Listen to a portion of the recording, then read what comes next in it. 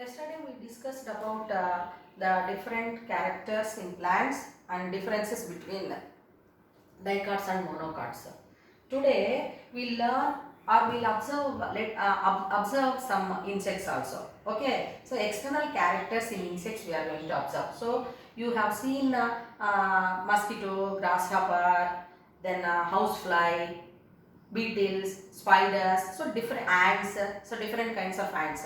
So they are belonging to one group, one species, one group of organisms, that is insects. So now in that insects, what are the common characters we are going to observe? So almost all the insects we can observe jointed legs, and some insects they have wings. So almost ant you can take, or mosquito you can take, or grasshopper you can take. They have 6 jointed legs. 6 jointed legs.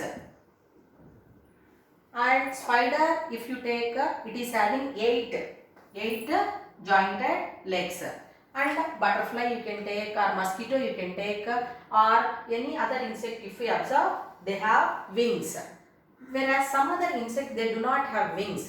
So common characters if we see, so jointed legs and wings are there, but as a whole if we observe all the kinds of insects, they are having some dissimilar characters. Is it clear to children? So maybe color or size or structure different. So that is the reason we are going to tell insects are diverse in nature. Many types, different varieties, like that, diverse in nature. Now let us observe characters of human beings. So we are all same human beings. We belong to one group, Homo sapiens. So what are the common characters in human beings? Human beings. So we know that 2 hands, 2 legs, 2 eyes, ears, like that we will tell. But one student in the class, is he or she going to resemble other? Means no, we have some differences. Is it not, children? So maybe the pupil color is different, or the hair, whether it is curly or smooth hair, it will be different. Then the palm size or fingers, we can see weight of the body, and then height of the body. So they are all different characters. So even if human beings belong to one group, we are again having differences. Is it clear to children? Now if we observe the same species, same plants, for example mango. So you know that different types of mangoes are there. Is it not, children? So Totapuri, Dashahari, all. So if we observe the plants of those 2 species, we can observe some common characters, but they are differing with each other, just like how human beings differ from one from another. Is it clear to you?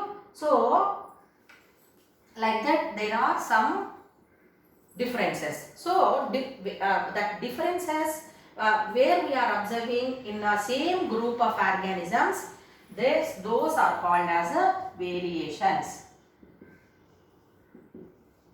So now what are variations? What are variations? Presence of. So what are variations means presence of differences between the organisms which belong to same group are called as variations. Children, what it is going to make you to understand, more and more differences we are going to observe in the same group. So they are called as variations. Suppose if we observe the if we compare human beings with other animals, so lots of differences will be there. Is it clear to children? Suppose if we observe all the human beings, we have some common characters. So whatever that differences which we are observing in the same group, they are called as variations.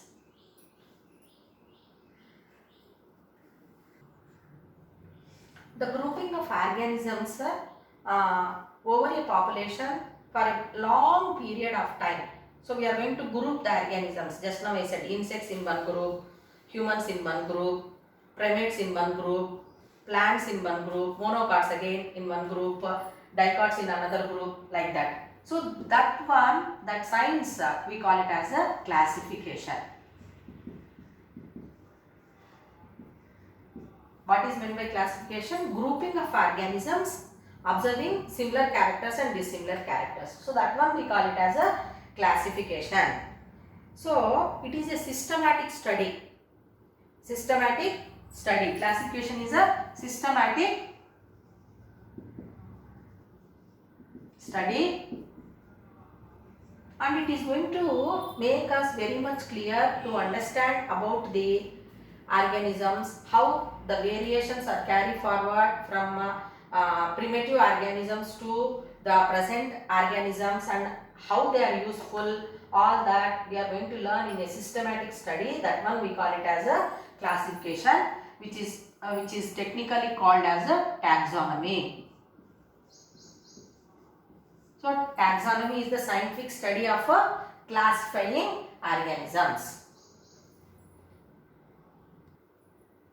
Classification make us to understand how the organisms are acquiring characters through evolution. So evolution is said to be a slow and very slow process where the useful variations are going to be carried forward from one generation to another generation.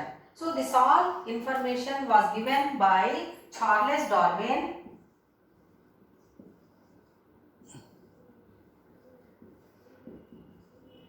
He wrote a book called Origin of Species.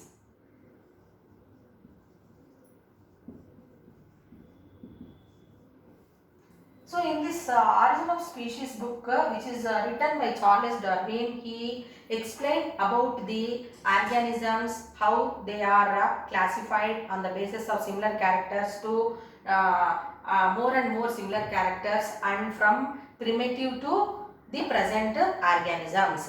So Charles Darwin, that's why he is called the father of evolution. Father of evolution. Why should we classify the organisms? What is the need of classification? So it will make us very much easily to learn about the different groups of organisms. So now classification gives better knowledge of understanding organisms. Okay, so we can understand very easily about a particular group of organisms, where they are living, how they are living, and all the points can be very much clearly understood. That is because of a classification. This classification is going to help you to study the organisms in a proper and systematic manner. Proper and systematic manner means what? See, you are now in 9th class. How all of a sudden you didn't come to 9th class? So you studied LKG, some content UKG, like that. So the knowledge is increasing. Is it not, children? So just like that, in a proper and systematic manner, without any confusion. So we are going to learn about the organisms. So that is because of a classification.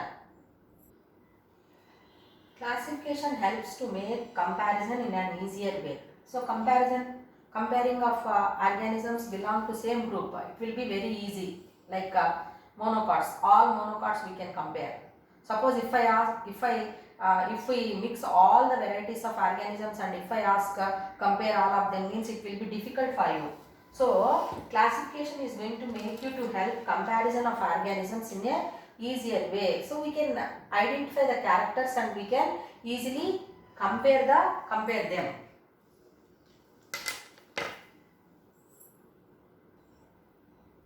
Classification helps in understanding the relationship among the organisms and their interdependence. So about interdependence you learnt in 8th class.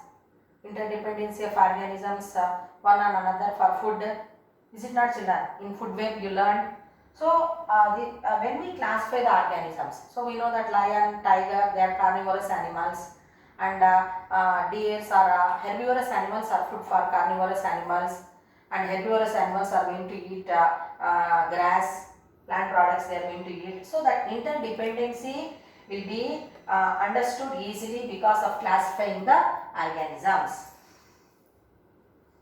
Classification helps to study and focus huge population of organisms.